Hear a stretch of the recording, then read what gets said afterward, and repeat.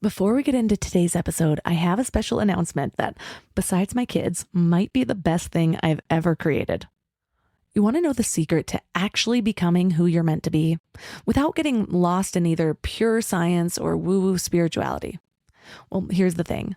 It's not about becoming some perfect version of yourself that feels impossible to maintain. It's more about understanding who you really are and what you love, and then creating a life around that. And that's exactly why I created Living Mind Love. Each month, we combine brain science with soul wisdom to help you make real changes that stick. Everything I've learned from nearly 500 interviews with the world's most brilliant minds, broken down into tiny little shifts that feel natural and actually work. So this is about bringing together science and soul in a way that actually works. Plus, you'll be part of the first ever Mind Love community on School, so we get to figure this all out together. So if you want to make 2025 your best year ever, go to mindlove.com/living to join the waitlist, and you'll get instant access to my 10-year vision meditation. So let's get into today's episode. Welcome to Mind Love, episode 166. Today's episode is all about the surprising power of introverts.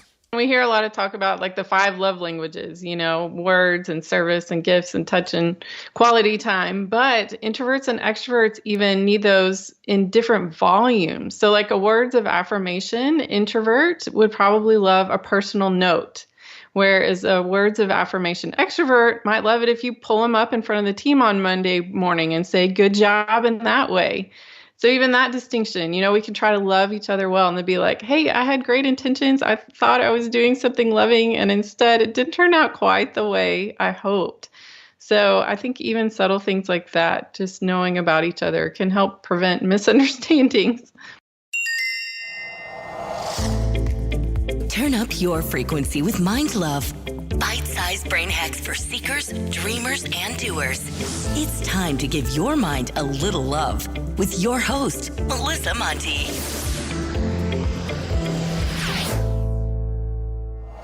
Hi, friends. First of all, if you haven't subscribed to the podcast yet, make sure to hit the subscribe button so you're always updated about new episodes. Plus, you want to know basically the best way to give back to your favorite podcasts? Actually go to the iTunes app and leave a 5-star review. Reviews are scientifically proven to make me love you more. That's just how it is. I love you when you leave me a review. You sit in my heart for days at a time. No, but seriously, they really help the growth of the show. They're probably the number one thing that you can do besides supporting my sponsors or joining the membership. So it's an easy, free way to give back to a podcast you love. And if you do leave me a review, send it to me at MindLoveMelissa on Instagram, and I'll send you a free meditation track. Today, I'm going to share a review by H. Dawson28. She says, this show has helped me so much in my spiritual journey I'm on. She talks about real situations that are affecting us and the world. Thank you, Melissa. I relate to everything you talk about, and every time I listen, it's always something I need to hear. Thank you. Well, thank you so much for taking the time for that review. It really means a lot. Depending on which stats you're looking at, somewhere between 25 and 50% of the population are introverts. Well, there's a lot of misconceptions about introverts. People tend to think that they're super shy or antisocial. But what's closer to accurate is just that they focus more on internal thoughts and feelings than they do on external stimuli. So the difference between being shy and being an introvert is that shyness is more of a fear of social situations, whereas introverts just have a preference of their social situations. They might prefer small groups to big groups, or deep conversations with one person to a lot of surface level conversations with a lot of people. I've had a lot of confusion about which one I am, an introvert or an extrovert, but as I learn more, it's becoming pretty clear why I've been so confused. For years, when I was dealing with my trauma, I wanted nothing to do with my inward feelings, so I numbed them all out with alcohol and party drugs and Adderall and food. Well, it's pretty easy to act like an extrovert when you're all hopped up on stimulants. And even now, I'm somewhere on the spectrum, but I much more relate to introverts. Actually, we tend to view introverts and extroverts as total opposites, but most people actually do land somewhere in the middle. So, like I said, what most people assume about introverts are myths or misconceptions, and a lot of those assumptions seem like weaknesses. But the truth is, being an introvert is actually a superpower. If you're an introvert, you tend to be a good listener. You think before you speak. You usually notice things that other people miss. Yeah, you enjoy time alone, but you also really care about people. So you prefer quality over quantity in your relationships. And your mind is always active. All these traits can lead to deep insights, more meaningful relationships, clearer ideas. There's actually a lot. In my public speaking program, I was really surprised as to how many people identified with being an introvert also. I would never have thought that all these people willing to go on a stage in front of tens or hundreds of people would not have been extroverts. Some really powerful public figures are actually introverts, like Albert Einstein, Oprah, Michael Jordan, Meryl Streep, Abraham Lincoln. I guess it just goes to show that you can't really put people in a box. Well, being an introvert doesn't come without struggles. You may tend to overthink, or you compare yourself a lot to others. You might let fear or lack of confidence hold you back. But here's the thing. Your struggles can be transformed into your greatest strengths. We just need to know the right tools to get the job done. And that's what we're talking about today. Our guest is Holly Girth. She's a best-selling author, licensed counselor, and life coach, and she's going to share everything that we need to know from brain science to the psychological, relational, and spiritual aspects of being an introvert. And she's an introvert herself while also being a very public figure, so there's a lot that we can learn from her.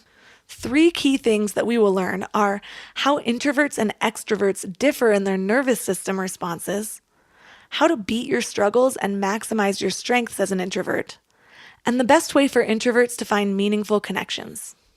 But before we dive in, do you wish there was a way to start each day with a little reminder of your own power? Just sign up for the Morning Mind Love for daily inspirational messages right to your inbox.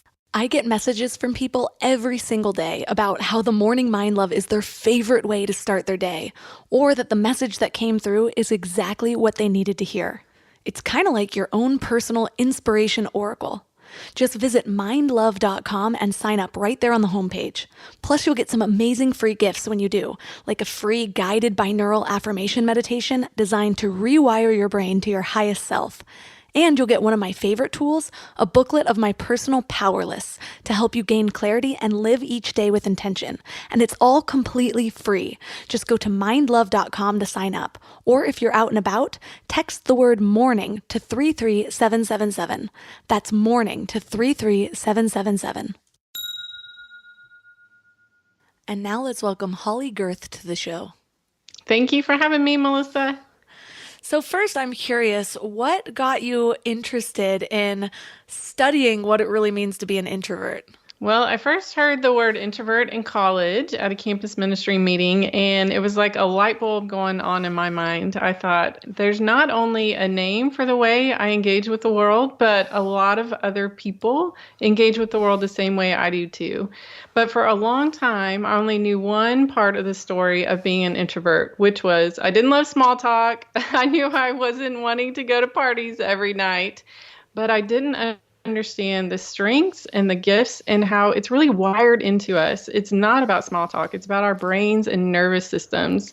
And so I became a life coach and author and counselor and talked to many other introverts and just thought, I want every introvert or extrovert who loves, leads, or shares life with one to know the whole story about being an introvert too. Yeah, it's interesting because I've only recently really understood my being an introvert. And going through your book, I realized that a lot of people do sort of go more introverted as they age. But for me, I was always a little bit confused because I went through this stage of trying to escape my life from just traumas that had happened. And so with that came alcohol and drugs and all these things that kind of push you into being an extrovert. And so when I stopped those things, I was going through like this identity crisis of like, do I not want to go out? Am I depressed? Or I feel fine being inside. You know what I mean? Yeah. Yeah, and that's a story. I've talked to so many introverts with a similar story. That's kind of been part of mine too. Those different things, like you mentioned, alcohol actually releases dopamine in our systems, which is the more extroverted chemical, which makes them feel best. And so a lot of times introverts either look to things outside themselves, like substances, to be more extroverted because we think we have to, or we don't realize we're introverts because those things are such a big part of our lives for a long time. And then all of a sudden we're like, wait a minute, maybe I'm wired differently than I thought. So it's been interesting to hear from other introverts similar stories. So what does it really mean to be an introvert? And are there, what percentage of the world is really made up of introverts? Actually, half of the population is made up of introverts, which is interesting. We probably wouldn't guess that because culturally as a whole, we lean a little more extroverted, just as far as the personality of our culture. But actually, 1 of every 2 people in any given room is likely to be an introvert. And Susan Cain, who wrote the book Quiet, has a great definition. She just says that introverts are people who prefer minimally stimulating environments. And so an introvert is at their best when they can do things like fully focus on a project they're passionate about, have a meaningful conversation with just one person, have space in their lives or schedules for reflection when there's just not as much coming at us from the outside. So you had mentioned that there's a lot of misconceptions about what an introvert actually is, and that introverts and extroverts actually differ in their nervous system responses. How so? Yeah, so there's 3 kind of primary differences from a brain and nervous system perspective. So I'll just go through those real quick. So first is the neurotransmitter that I mentioned, dopamine. So extroverts feel their best through this neurotransmitter called dopamine, which acts kind of like caffeine. It revs us up, prepares us for action. It's released when a lot's coming at us from the outside. And so introverts already have a level of dopamine that feels pretty good. It's like we've had our morning cup of coffee, and if we have a whole lot more coming at us, it feels like having a whole pot, where maybe exhilarating at first, but eventually exhausting. And we feel better through a different neurotransmitter called acetylcholine, which I say works more like herbal tea. So it's released when we do the activities I mentioned, like turning inward, meaningful conversation, focusing on a project we're passionate about. And then we have 2 sides to our nervous systems, parasympathetic and sympathetic. One revs us up, one relaxes us. You can imagine which type goes with which. And then we even use different primary brain pathways for processing. So extroverts use a pathway that's shorter, faster, more focused on the present. Introverts use one that's longer, more complex, and takes into account the past, present, and future. So that's why sometimes introverts need a little bit of time before we respond. It's because we are using that brain pathway, which comes with strengths like reflection, adding context, often creativity, depth, insight. But we might need a little bit of time before we're ready to respond. And that's something that can be helpful for extroverts to know, that we're just wired a little differently and in complementary ways. That's fascinating because for a long time, I kind of looked at the introvert-extrovert things similar to how you would like the Myers-Briggs or taking some sort of test where it might change. Some of it seems to be about personal perspective, but the fact that there's actually differences, biological differences within us is really interesting. But it makes me wonder, what about all of the people that consider themselves ambiverts?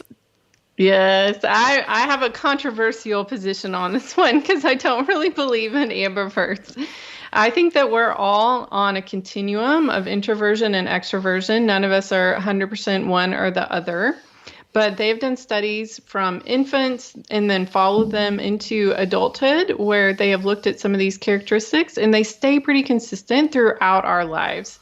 So we all become a little more introverted as we age, but the studies don't show us crossing that line and becoming a different type. It's more like being right or left-handed. So we use both of our hands all day, every day for many different tasks, but we tend to rely on one more because it's naturally stronger. and look to it, especially in certain situations. So that's more what it's like to be an introvert or extrovert.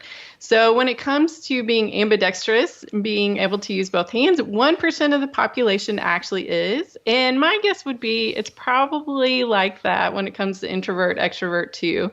I do tend to think people are one or the other. Most often, I find introverts who don't fully understand what it means to be one, thinking they must be an ambivert. That would have been me for a long time. Yep. Well, you had this whole graph in your book, The Powerful Purpose of Introverts, and it did show that a lot of times when people age, they do kind of move a little bit over on the spectrum. Still on their side of introvert or extrovert. Why is that? Is it just maturing, the less need to be social, less energy? What are the reasons that we might move a little bit? I think it's partly that. Just as we get older, we settle into more familiar relationships and settings. That could be a piece of it. And then some of that brain and nervous system wiring, it looks like it just heads that direction a little bit for all of us.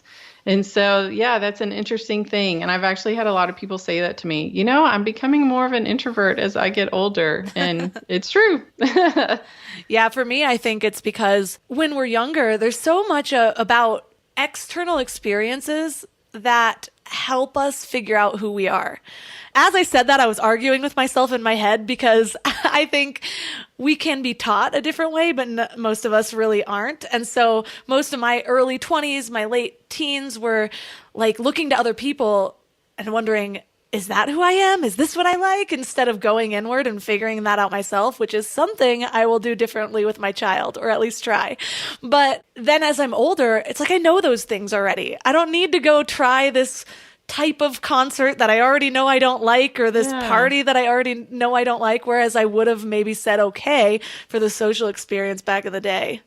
Yeah, I think that's a great point. I hadn't thought of it in that way, but that totally makes sense to me. Or in our 20s, we're probably out there dating more or looking for our dream job. Those things that come with certain seasons of life sometimes. And that makes sense that later in life, maybe those aren't the top of our list anymore.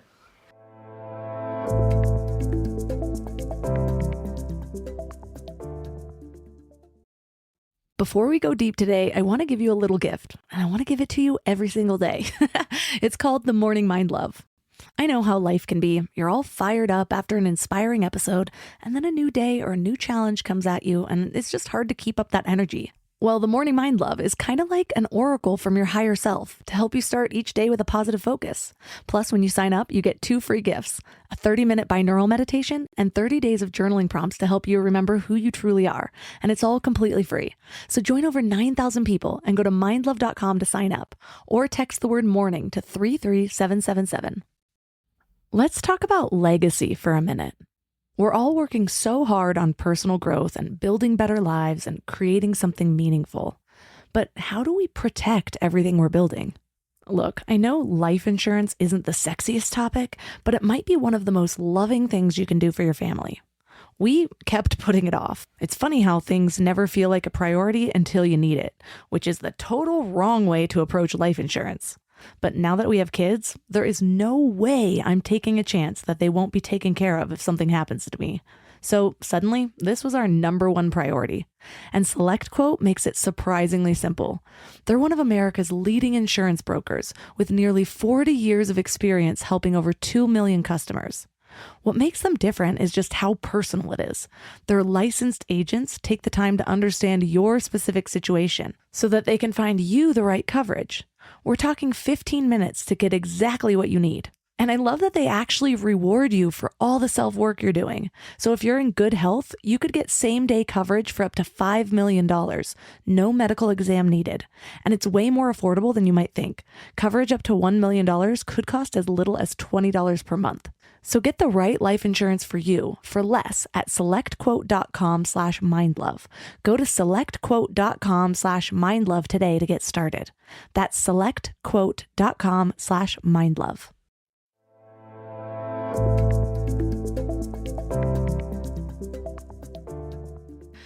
One of the things that you talk about is you actually do go into things like the Myers-Briggs and the four tendencies and the Enneagram. How do those things relate to being an introvert or an extrovert? Well, I think all of us approach the world from one of three perspectives, from a place of self-criticism, which is really that inner critic voice and insecurity, self-focus, which is more that pride and it's all about me, or self-awareness, which is saying, okay, I'm going to take a look at who I really am, my strengths and my vulnerabilities, and understand them so that I can use them to the fullest. And so I think tools like the Enneagram, Myers-Briggs, just help us put language to what is true about who we are. It doesn't define us. It just reveals what is already there. And then we can decide what to do with that information. I think it also helps us understand other people. There's sort of this myth that self-awareness can equal selfishness, but I've seen the opposite, that the most self-aware people are the most appreciative of others' differences because they can say, this is who I am, this is who you are. Let's both be all we're created to be because we make each other better. When we're not self-aware, we tend to think everyone should think and act and respond like us, which obviously doesn't work out well a lot of the time. And so that's why I included tools like those in the book for self-awareness. And also, even with an introvert, of course, we're vastly different. So before we talked about introversion and generalities, I thought it would be helpful to say, okay, but who are you specifically? Because we're all so different. No matter if we're introvert, extrovert, what kind of categories help describe us, we're all so unique. Yeah, it kind of reminds me of the difference of like getting a deep astrology reading or just like reading what's in the back of a magazine. It's like, okay, I am not like a 12th of the whole world. I guarantee it. But it's funny, the point you brought up about those that have those boundaries with themselves tend to be less selfish. I totally see that. And I immediately had somebody come to mind, and she used to be a friend, and she was one of those people that would give and give and give, but it always felt a little bit off because with all that giving, there was this expectation that you better match this or else you don't quite care as much. And so every little thing that she'd kind of give or show up for you for, there was like that hesitancy of, what do you expect from me? I'm really busy right now. And so I totally feel that. That's interesting. Yeah, I think that's probably a great sign for people to look for is if someone is expecting you to match them, then that's probably coming from a place of a lack of self-awareness instead of saying, you compliment me, like your friend saying, okay, I give in this way, but maybe Melissa has a totally different way of showing love to people in her life. Like, let me get curious about that instead of assuming she's going to do it just like I am and then having resentment when that doesn't happen. So I think that's a great red flag to look out for. Yeah, and I will say that for me, I didn't understand boundaries until I was like 30 years old.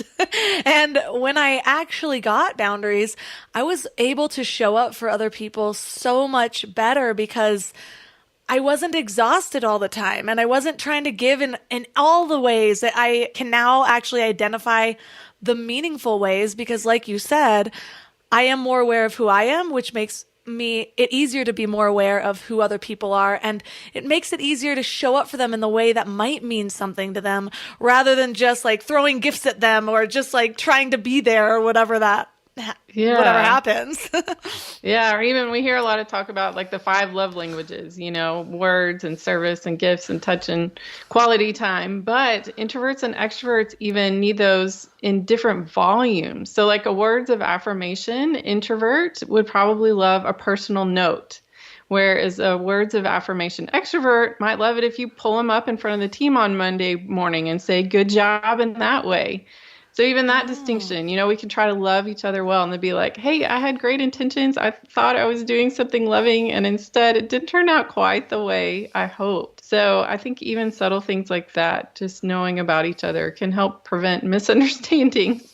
So I've had different thoughts about the ideas of labels. And for me, I love them. Like, I love taking a quiz online and figuring out which Twilight character I'm like. Not really.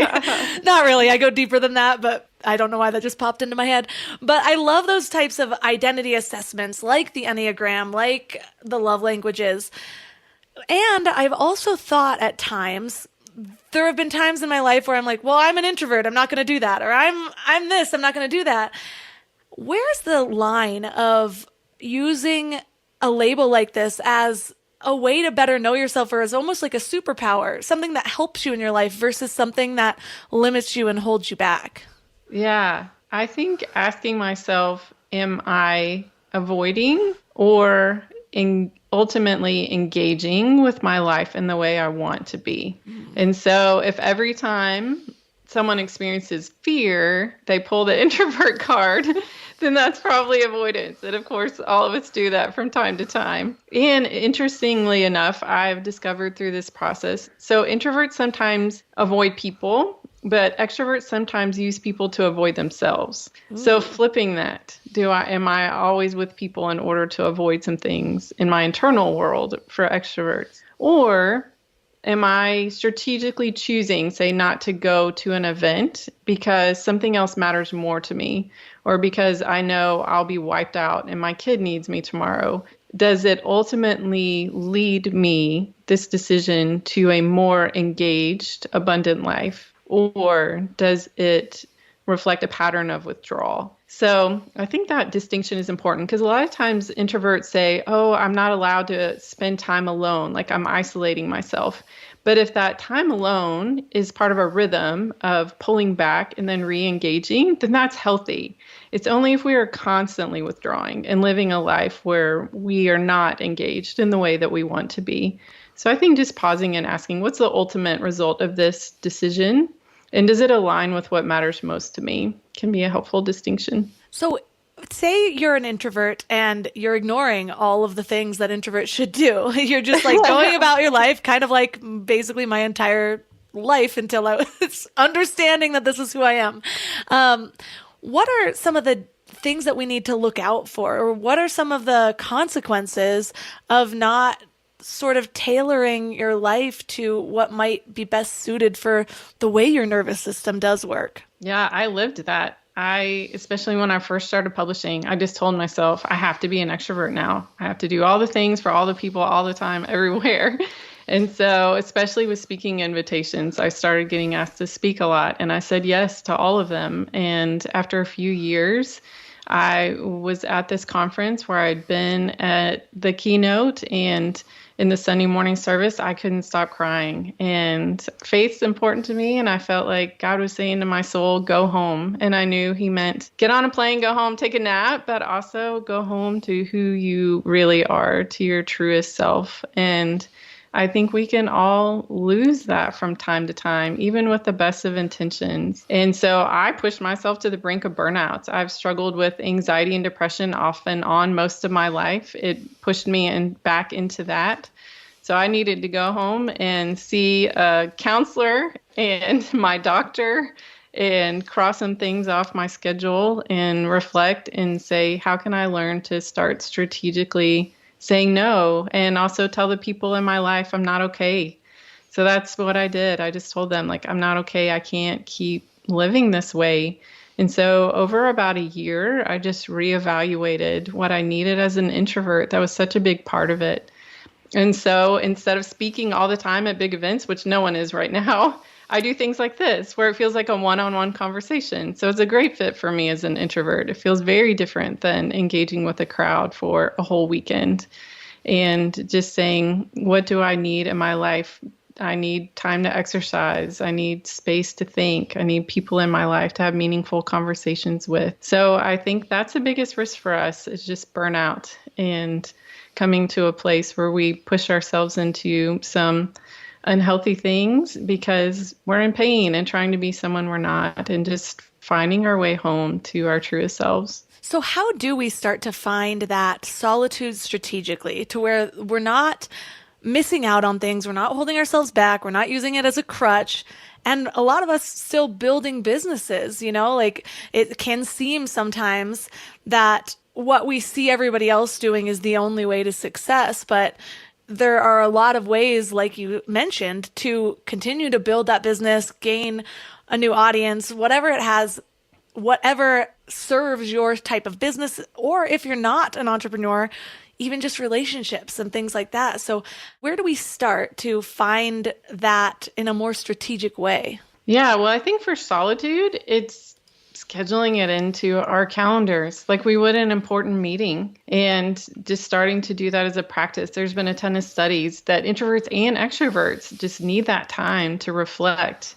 Or if someone's in a season that's so crazy they can't do that, then I'd say find a rhythm of solitude that works for you. Like Joanna Gaines is probably one of the busiest women on the planet, also an introvert. And she says her little rhythm is that for 5 minutes before she goes into something new, she sits in her car. And that works for her. That's probably about all she can get. Or if you're a mom of toddlers, lock yourself in the bathroom, like whatever it takes. And so I think that can be a starting place, just give ourselves permission. And then one thing I often recommend introverts do is an energy audit. And so that's where for a day or a week, whatever amount of time you want to do, you write down what you do, and then you put a plus by what energizes you, a minus by what drains you, and a question mark if you're not sure. And the goal isn't to have no minuses. We're always going to have minuses. But to identify the ones that are maybe optional, that there are things we've taken on out of obligation or false expectations, or someone else has just said, you have to do this, or we've told ourselves we have to do this. And if there are some of those we can let go, then going ahead and doing that. And then looking at those pluses to say, what does fill me up? Even if it's different than what other people say should fill me up. That was an interesting finding in the research too, that extroverts and introverts experience happiness differently. For extroverts, it's like enthusiasm and excitement. In introverts, it's more calm and contentment. And so even knowing that well-being looks different for introverts and extroverts. So I think using that superpower we have for reflection and self-awareness and saying, what are the things in my life that I do have control over that I can adjust to help me be where I want to? Yeah, I've recently started meditating before any podcast interviews, just because it's like I have to be alert and I keep my brain very open so I can ask questions back. And it's been so helpful, especially because I realized before that a lot of times I'd be like, well, I have 7 minutes till this starts, and it's not enough time to get into anything, so I'd find myself scrolling on social media. Well, that's something for me that would have a minus next to it, which is so odd, because I feel like so many people grab it when they do need a break or they need some sort of, it's like instead of napping, it feels like it takes no energy, but it always leaves me feeling so tired. Have you found any differences between that with introverts and extroverts, or do you think it's just the same? Well, studies are coming out and saying that social media really is draining for all of us, but I think even more so for introverts, because social media is dopamine based, that neurotransmitter that we talked about being more associated with extroverts. And so every time you get a social media notification or you're engaging in that space, it is a small withdrawal from your energy account, which feels like you said not much at the time. But if you have 100 notifications a day, that adds up to a lot. So that's actually one of the first places I encourage introverts to look is social media and putting boundaries around that. Also, just the level of engagement. We prefer to go deep with people instead of go wide. And so having a broad network of social media acquaintances often just isn't very satisfying. And I hear this from extroverts too, but I think especially for introverts, we end up feeling like one article I read said it's social snacking, but it's not what really fills us up in the way we long for. So that there is some neuroscience behind why social media is especially draining for introverts. And I think, again, just being intentional and saying, how do I want to budget? How much do I want to spend on social media? And what is it costing me? And the deciding, because there's no right or wrong, but I think it's worth thinking through on a personal basis what's right for you. Yeah, it's difficult when you have a business that also requires you to engage in those areas, but I find some of those tools that keep me off of it while pushing towards it, such as Planoly for Instagram or any of those scheduling things are really helpful because you don't get sucked in. I even have a Chrome extension or a Brave extension. I switched browsers so Google can't steal more of my data, but it's an extension that when I log into Facebook, all I see is an inspirational quote instead of any of the feeds. It's really, really nice. But wow. It's still difficult because I can still go click on that notification. I can still go see those things or download it on my phone. And so it's not a surefire way to avoid it, but it's having those tools is definitely helpful. Yeah, I love that. And I think that's a great example of, for a lot of times for introverts, it's just saying, what strategies do I need and what tools would be helpful?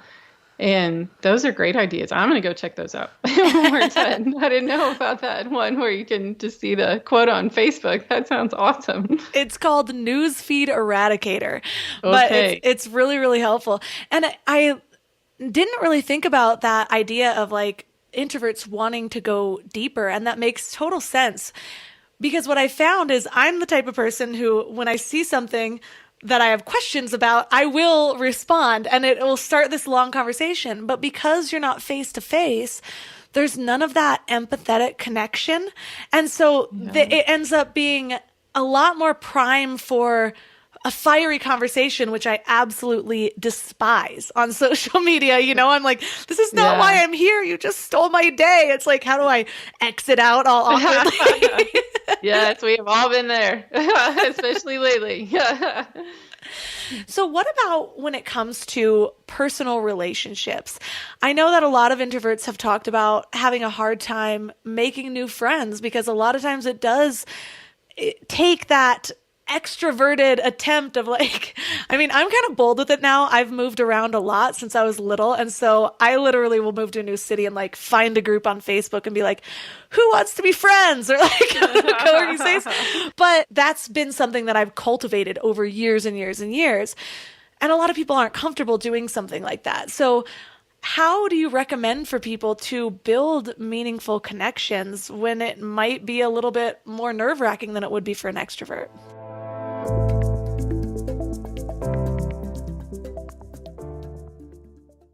This episode is brought to you by Shopify. Upgrade your business with Shopify, home of the #1 checkout on the planet. Shop Pay boosts conversions up to 50%, meaning fewer carts going abandoned and more sales going cha-ching. So if you're into growing your business, get a commerce platform that's ready to sell wherever your customers are.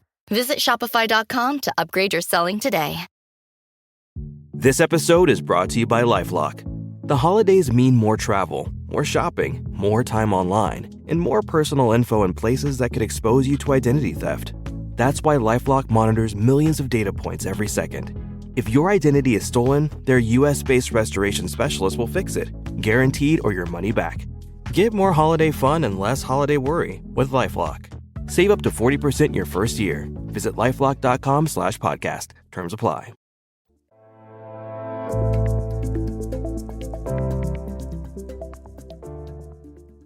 How do you recommend for people to build meaningful connections when it might be a little bit more nerve-wracking than it would be for an extrovert?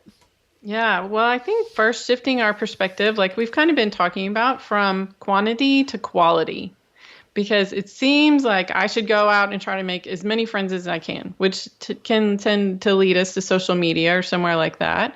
But instead saying, okay, I just am going to focus on quality. If I have one quality friendship, then that can do things like impact even how long we live, studies are showing. And that introverts who have a few close friends are often more satisfied than having a big circle of acquaintances. And so releasing ourselves from that pressure. And then often introverts are more comfortable engaging when they are in a role or supporting a cause they're passionate about.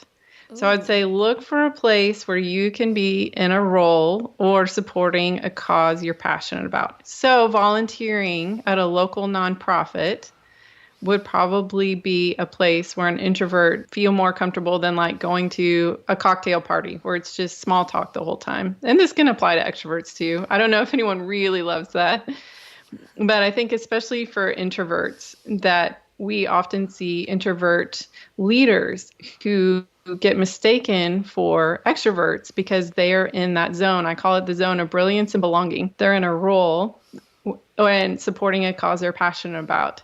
So we see that a lot. Oprah's actually an introvert, which I love because no one would guess that. But you see her in that role where she's connecting with people in a specific way.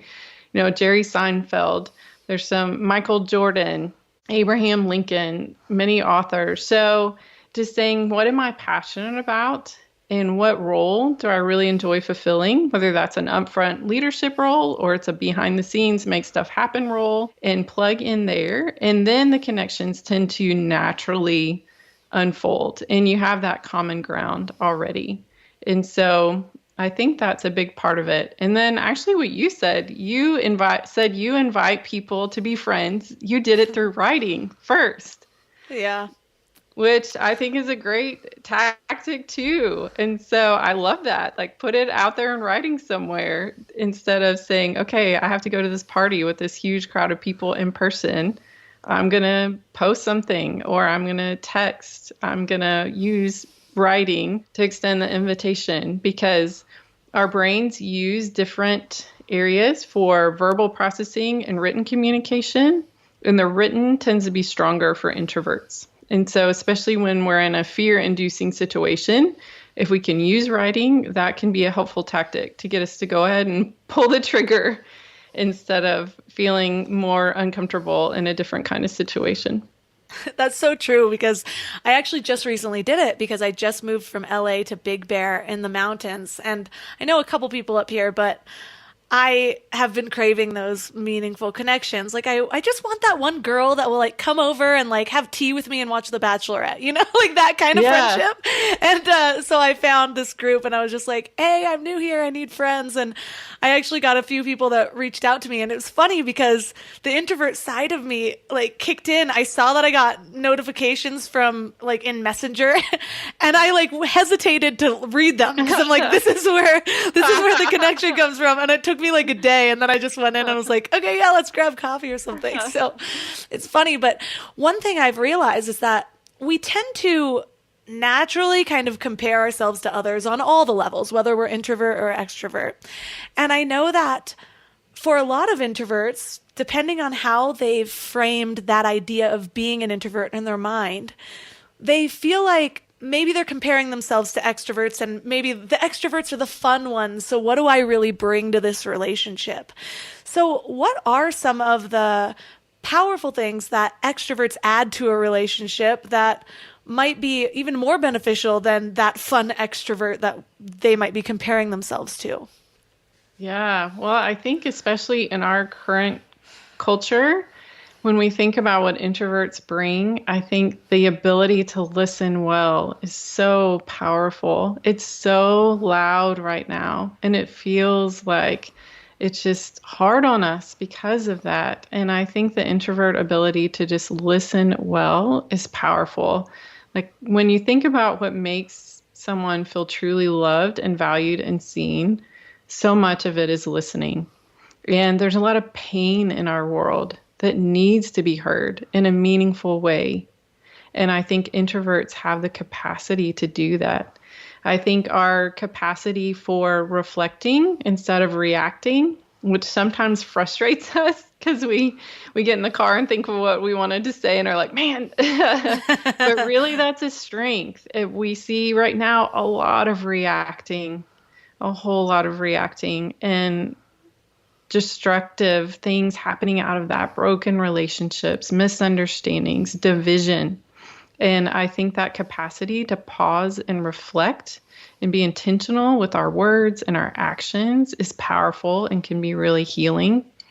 When we look at what introverts have contributed to culture over time, a lot of innovation, creativity, breakthroughs in business, technology, different areas is coming from introverts, because we often take time apart from sort of the ongoing cultural conversation to come up with our own ideas, and then we bring that back. One author even says that's the role of introverts throughout history, that we sort of engage, we listen, we understand the need, we pull back, we create something to make the need met, and then we contribute it. And so we see that with artists, writers, computer programmers, medical breakthroughs, like what you do, creating content through this podcast.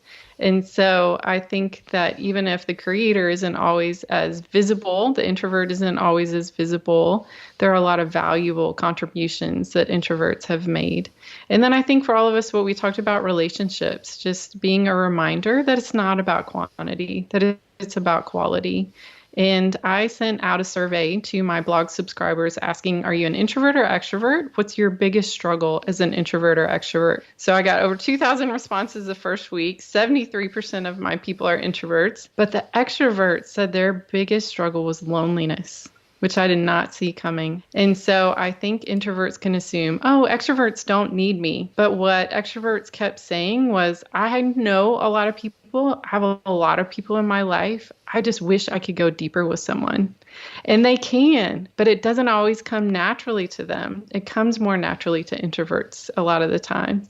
And so looking at the extroverts in our lives and not assuming that they have all the connection they want, but that maybe there's something missing from their social lives that we can bring, that we can contribute. And so I think those are a few of the things. And I want to make sure I keep saying, I love extroverts. I think they bring me out of my head when I need it. Whenever I go to a conference, the first thing I do is find a designated extrovert to help me walk around the room. But I do think there are many gifts that introverts have that our world needs more than ever before. Yeah, one of my best friends is an extrovert, and I love going places with her because I don't have to worry about starting the conversation with the groups of people, but then I can find like the one and pinpoint them and pull it out. So it's really fun. But what I've been thinking a lot about the whole idea of listening deeper. I actually just did an episode on it, and it was all about deep listening skills. And as I was creating the intro for that, that's when I usually deeply think about the topic, is when I'm figuring out what I'm going to say, what my part is.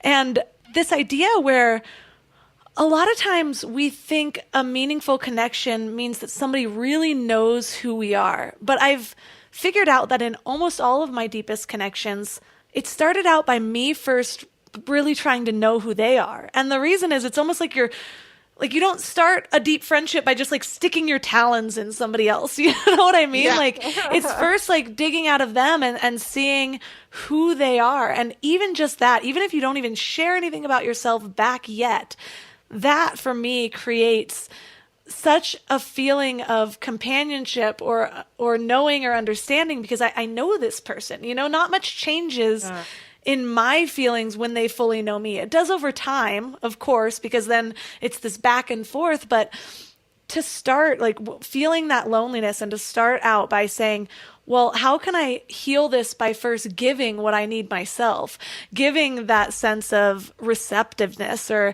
understanding of somebody else. And I've found that it almost always just naturally flows back. Yeah. It's so powerful. And I think what you just shared even translates into leadership, because there's been studies that have found that one said that introvert CEOs were actually slightly more likely to exceed the expectations of their boards and investors. But it's because they came in with the approach that you just described. Instead of saying, here's my agenda, they came in and said, I'm going to listen. I'm going to get to know this team. I'm going to get to know this group of people. I'm going to get to know this cause. And then together, we're going to figure out how to move forward. So I think what you just shared is powerful in friendship. I also think it's powerful in business and so many different areas of our lives. So we talked a little bit about how you have altered your schedule as a business owner to fit your needs of being an introvert. I'm curious. I feel like I tend to go in these waves where I'm ready to connect and to put out things and whatever. And then all of a sudden I go inward for like 6 weeks and I want everything to just be scheduled and no one to have any expectations of me. Is that a normal thing or is that just individual? Very much so. I think not only normal, but healthy. Because we, as introverts, we give it all we've got, and then we reach our done point, and we need recovery. And I read an article, it was actually about runners one time, but it was talking about how you need mental maturity for rest days just as much as you need it for crossing a finish line. And I think we can forget that. We think, I just have to run all the time. But the best runners know you run as hard and as far as you can, and then you recover so that you can run as hard and as fast as you can again.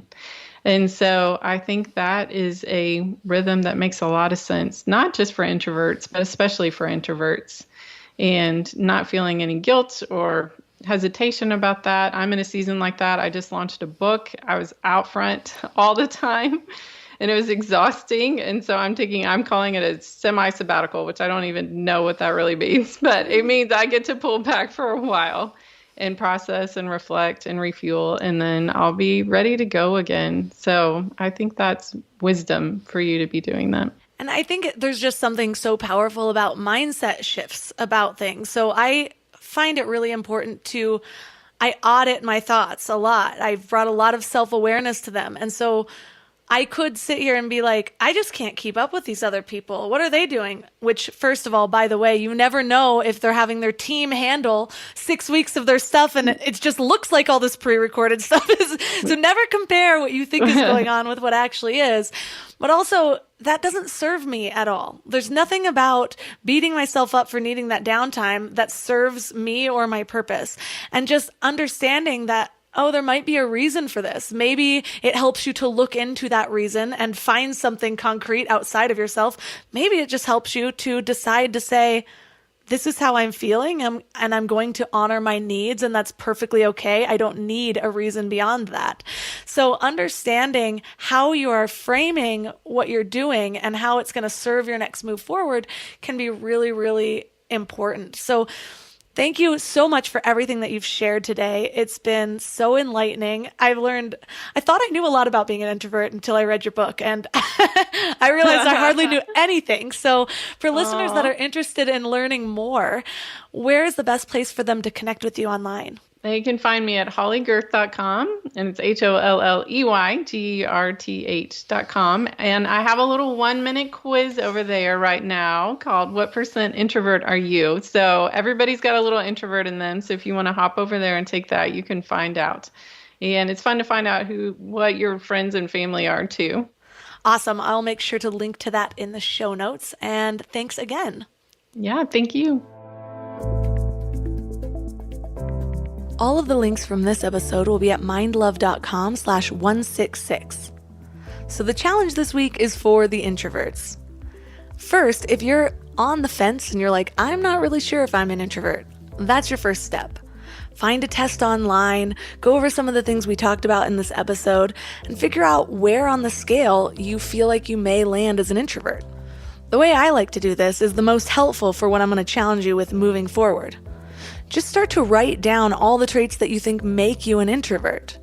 You might still have extroversion qualities. I know I do, but that doesn't really matter. Again, we're all on the spectrum.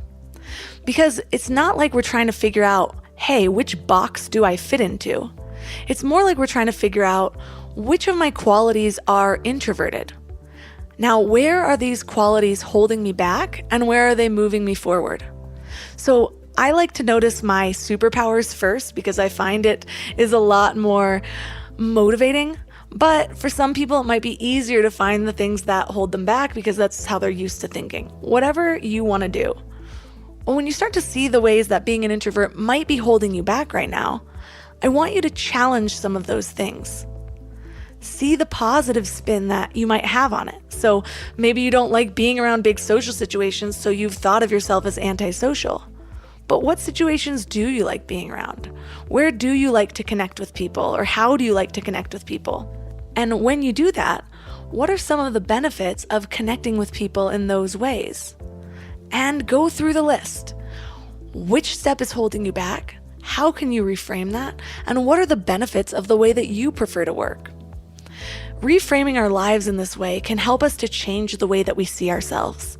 And we already know that it's our self-belief that really creates our life. If we believe something about ourselves, that tends to be the invisible fence that we keep ourselves in, or that we expand ourselves out into. So if I don't believe that I like people, I'm going to design a life that is devoid of people. If I believe that I create meaningful connections in intimate situations, I'm going to create a life in which I have a lot of meaningful relationships. So it's so important to take stock of the beliefs that are running our lives and time to time challenge those, especially if we feel like it's holding us back. If this episode was helpful for you, or you know of an introvert who needs to hear it, please share this podcast by tapping the little share button and sending it to a friend, or take a screenshot and tag me at MindLoveMelissa and share it on Instagram. Also, please consider leaving a 5-star review on Apple Podcasts if you want to support the show, or join my exclusive membership at mindlove.com/premium. As always, thanks for giving your mind a little love today, and I'll see you next week. Thanks for tuning into Your Higher Frequency with Mind Love. Head to mindlove.com for a free gift to keep your vibes up until next week.